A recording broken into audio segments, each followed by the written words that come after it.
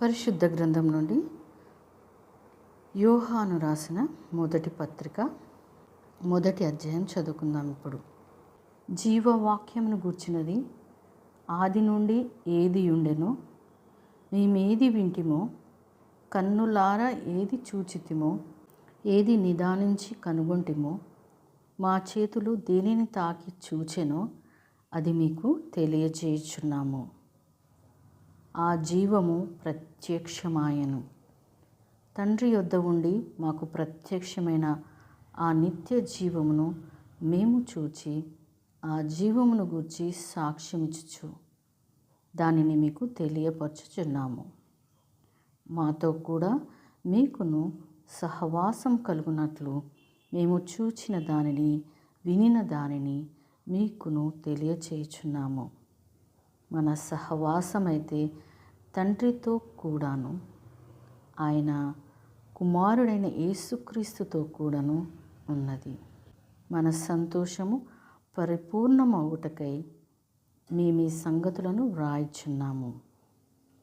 మేము ఆయన వలన విని మీకు ప్రకటించు వర్తమానమేమనగా, దేవుడు వెలుగై ఉన్నాడు, ఆయన యందు చీకటి ఎంత మాత్రమునూ లేదు. ఆయనతో కూడా సహవాసం గల వారమని చెప్పుకొని చీకటిలో నడిచిన ఎడల మనం అబద్ధమాడుచు సత్యమును జరిగింపకుందుము. అయితే ఆయన వెలుగులోనున్న ప్రకారము మనమును వెలుగులో నడిచిన ఎడల మనము అన్యోన్య సహవాసము గలవారమై ఉందుము. అప్పుడు ఆయన కుమారుడైన యేసు రక్తము ప్రతి పాపము నుండి మనలను పవిత్రులనుగా చేయును. మనము పాపం లేని వారమని చెప్పుకొని ఎడల మనలను మనమే మోసపుచ్చుకొందుము, మరియు మనలో సత్యముండదు. మన పాపములను మనము ఒప్పుకొనిన ఎడల ఆయన నమ్మదగిన వాడును నీతిమంతుడును గనక ఆయన మన పాపములను క్షమించి సమస్త దుర్నీతి నుండి మనలను పవిత్రులనుగా చేయును.